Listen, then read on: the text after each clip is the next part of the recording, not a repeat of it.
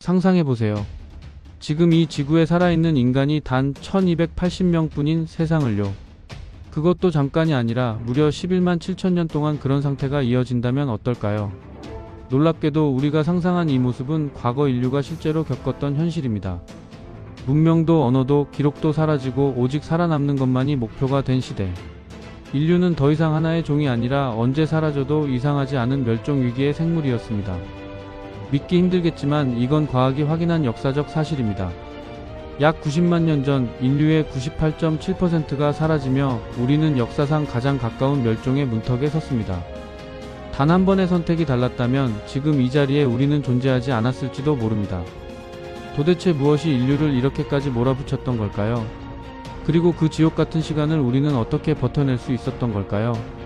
지금부터 인류를 멸종 직전까지 몰아넣었던 그 사건의 실체를 하나씩 파헤쳐 보겠습니다.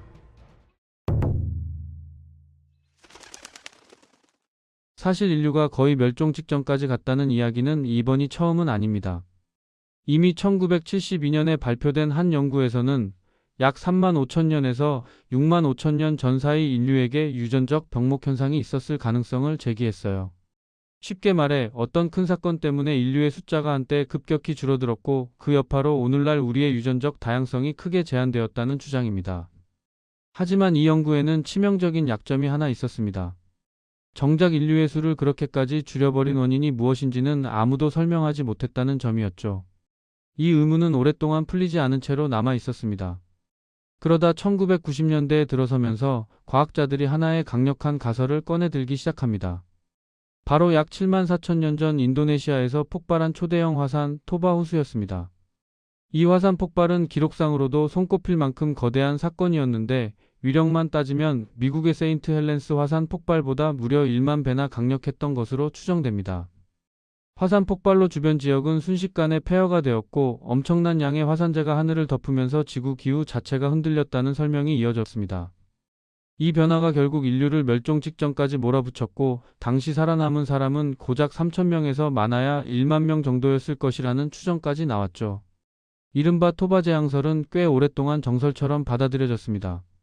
하지만 시간이 지나면서 이 이야기에도 균열이 생기기 시작했습니다. 화산과 가까운 지역에 살던 일부 인류 집단이 생각보다 잘 살아남았다는 증거가 발견됐고 새로 나온 기후 분석 결과들은 토바 화산의 영향이 처음 예상했던 만큼 치명적이지 않았을 수도 있다는 결과를 보여주기 시작했거든요.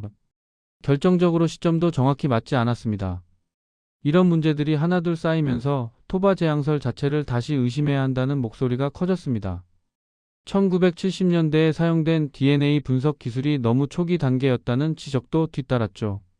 그렇게 토바 화산 이야기가 힘을 잃으면서 인류 병목 현상이라는 주제 자체도 서서히 관심에서 멀어지게 됩니다.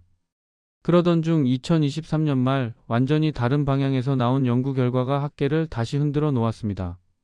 인류학자들이 훨씬 정교해진 유전자 분석 기술을 이용해 과거를 추적한 결과 인류 역사에는 80만 년에서 90만 년 전 사이에 훨씬 더 심각한 병목 현상이 있었다는 사실이 드러난 겁니다. 이 시기는 토바 화산 폭발보다도 훨씬 오래전이며 당연히 현생 인류가 등장하기 전의 이야기입니다. 다시 말해 이 극단적인 생존 위기를 겪은 건 우리와 닮았지만 아직 호모사피엔스는 아니었던 아주 초기 단계의 인류 조상들이었다는 뜻이죠. 연구팀은 현대 인류 3,000명이 넘는 사람들의 게놈을 분석했습니다. 게놈은 우리 몸에 남아있는 유전 정보의 기록인데 이를 통해 과거 인류가 얼마나 많았는지까지 거꾸로 추적할 수 있습니다. 그 결과는 매우 충격적이었습니다. 당시 살아남은 개체수가 고작 1280명 정도였다는 겁니다. 전체 인류의 약 98.7%가 사라진 셈이죠. 이게 얼마나 심각한 상황이었냐면 오늘날로 치면 갑작스러운 대재앙으로 전 세계 인구 79억 명 중 거의 전부가 사라지고 겨우 1억 명만 남는 것과 비슷한 수준입니다. 이 정도 숫자면 우리 조상들은 사실상 멸종 위기종이었습니다. 당시 지구 어디를 가더라도 사람을 마주치기 어려웠을 거예요. 지금처럼 도시마다 사람이 넘쳐나는 모습과는 완전히 반대되는 세상이었죠. 그런데 더 암울한 사실은 이 끔찍한 상황이 잠깐으로 끝난 게 아니었다는 점입니다. 연구자들의 추정에 따르면 이렇게 극도로 위태로운 상태가 무려 11만 7천 년 동안이나 이어졌다고 합니다. 11만 7천 년이라는 시간 동안 우리 조상들은 말 그대로 간신히 살아남았습니다. 하루하루가 생존 그 자체였고 실수 하나가 곧 죽음으로 이어질 수 있는 환경이었을 겁니다. 과학자들은 이 가설을 확인하기 위해 화석 기록도 함께 살펴봤습니다. 실제로 약 95만 년 전부터 65만 년 전 사이의 인류 화석은 거의 발견되지 않습니다. 이 시기에 뼈가 극히 드물다는 사실 자체가 인류 개체수가 급격히 줄어들었다는 추정을 뒷받침해 줍니다. 그런데 흥미로운 점은 어렵게 발견된 몇 안 되는 화석들조차 명확한 답을 주지 않는다는 겁니다. 이 화석들이 정확히 어떤 인류종에 속하는지 분류하기가 쉽지 않거든요. 다시 말해 이 재앙을 겪은 주인공이 정확히 어떤 호모종이었는지는 아직 확실하지 않습니다. 일부 연구자들은 두개골 구조를 비교한 결과 호모 안테세소르는 아닐 가능성이 크다고 봤습니다. 오히려 네안데르탈인과 현생 인류의 공통 조상으로 알려진 호모 하이델베르겐시스와 더 가까웠을 가능성이 크다는 거죠. 여기서 연구자들은 한 가지 더 도발적인 가능성을 제시합니다. 이 대재앙에서 살아남은 극소수 집단이 이후 호모 하이델베르겐시스로 진화했을 수도 있다는 겁니다. 실제로 다른 포유류에서도 비슷한 일이 관찰됩니다. 개체수가 극단적으로 줄어드는 병목 현상이 발생하면 살아남은 집단이 이전과는 다른 유전적 특징을 가진 새로운 집단으로 바뀌는 경우가 있기 때문입니다. 대멸종은 진화의 방향을 완전히 바꿔놓는 사건입니다. 살아남은 생명은 환경에 맞춰 변하거나 그렇지 못하면 사라질 수밖에 없죠. 그렇다면 과연 무엇이 우리 조상들을 이토록 극단적인 상황으로 몰아넣었던 걸까요? 그리고 이 끔찍한 사건이 결과적으로 호모사피엔스의 탄생으로 이어진 결정적인 계기였던 걸까요?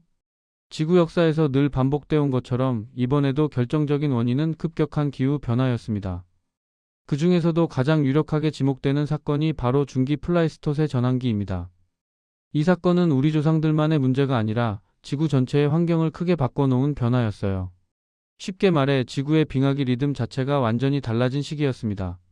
그 이전까지 지구는 약 4만 1천 년을 주기로 빙하기와 간빙기가 반복됐습니다. 이 시기에는 빙하의 규모도 비교적 작았습니다. 하지만 이 전환기를 지나면서 상황이 달라집니다. 빙하는 훨씬 더 크게 발달했고 빙하기가 반복되는 주기도 약 10만 년으로 길어졌습니다. 이런 변화는 생명체에게 큰 부담이 될 수밖에 없었습니다. 과학자들은 이 변화가 대기 중 이산화탄소 감소와 토양 환경의 변화가 겹치면서 시작된 것으로 보고 있습니다. 대략 125만 년 전부터 70만 년 전 사이에 일어난 일입니다. 이 전환기는 하나의 단일 사건이라기보다 여러 차례의 급격한 변화가 이어진 긴 과정에 가까웠습니다. 그 중에서도 특히 주목받는 시점이 바로 90만 년 전 사건입니다. 여기서 많은 100만 년을 뜻하니까 약 90만 년 전의 사건이라는 의미죠. 현재로서는 이 시기가 초기 인류 개체수가 급격히 줄어든 가장 직접적인 원인으로 가장 유력하게 여겨지고 있습니다. 이유는 분명합니다. 이 시점이 전환기 전체를 통틀어 가장 추웠던 시기였기 때문입니다. 아프리카와 유라시아 전역이 한층 더 건조해졌고 익숙하던 환경은 빠르게 사라졌습니다. 이런 변화는 풍경만 바꾼 게 아니라 우리 조상들과 함께 살던 동물들의 삶도 크게 흔들어 놓았죠. 특히 사냥이 훨씬 어려워졌습니다. 실제로 남아있는 치아 증거가 이런 상황을 뒷받침해 줍니다. 당시 선사시대 유인원들의 치아를 분석해보면 평소와 다른 동위원소 수치가 나타납니다. 이는 짧은 시간 안에 먹을 수 있는 음식이 크게 바뀌었음을 뜻합니다. 이런 변화는 인류만 겪은 고통은 아니었습니다. 많은 동물들이 같은 어려움을 겪었죠. 다만 인류는 그 영향이 특히 더 컸던 것으로 보입니다. 그 이유 중 하나로 꼽히는 것이 바로 불의 사용 여부입니다. 연구자들에 따르면 90만 년 전 사건 무렵에는 불을 체계적으로 사용했다는 흔적이 거의 발견되지 않습니다. 이는 우리 조상들이 아직 추위를 견딜 만큼 기술적으로 충분히 발전하지 못했음을 의미합니다.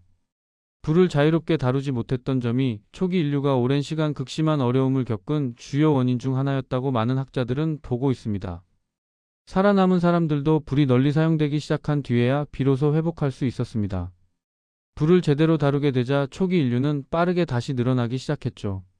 연구자들에 따르면 약 83만 년 전쯤 고대 인류의 수가 이전보다 2000% 이상 증가했을 가능성이 있다고 합니다. 말 그대로 극적인 반등이었습니다.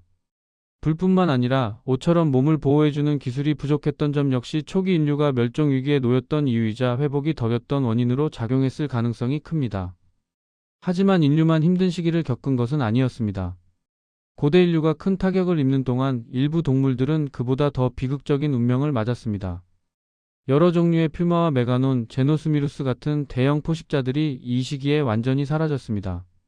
바다 역시 예외는 아니었습니다. 별도의 연구에 따르면 이 시기를 전후해 100종이 넘는 해양 생물이 멸종한 것으로 나타났습니다. 이런 점을 보면 인류는 간신히 살아남은 쪽에 속했다고 볼 수 있습니다. 물론 이 가설을 둘러싼 논란도 적지 않습니다. 어떤 연구자들은 병목 현상 자체를 부정하고 또 다른 이들은 기후 변화가 주원인이었다는 해석이나 제시된 시점이 맞지 않는다고 주장합니다. 심지어 대규모 멸종 사건은 없었고 우연한 유전자 변화가 특정 집단에 유리하게 작용했을 뿐이라는 주장도 있습니다.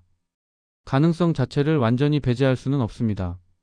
이 때문에 논문을 발표한 연구자들조차도 자신들의 병목 현상 해석이 확정적인 결론은 아니며 추가 연구가 필요하다고 밝혔습니다. 실제로 2023년 이후 더 많은 연구가 이어졌고 일부는 기존의 의문을 풀어주는 동시에 새로운 질문을 던졌습니다.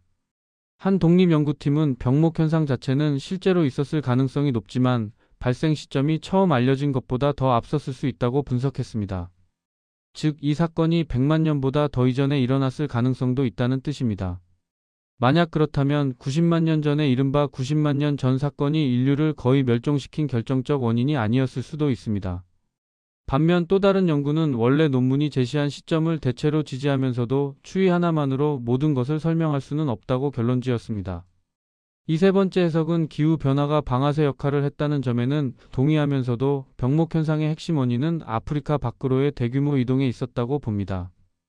당시 기온이 급격히 떨어지고 아프리카가 점점 건조해지면서 초원지대가 대륙 대부분을 차지하게 됐습니다. 그 결과 초기 인류는 오랫동안 살아온 지역을 떠날 수밖에 없었습니다.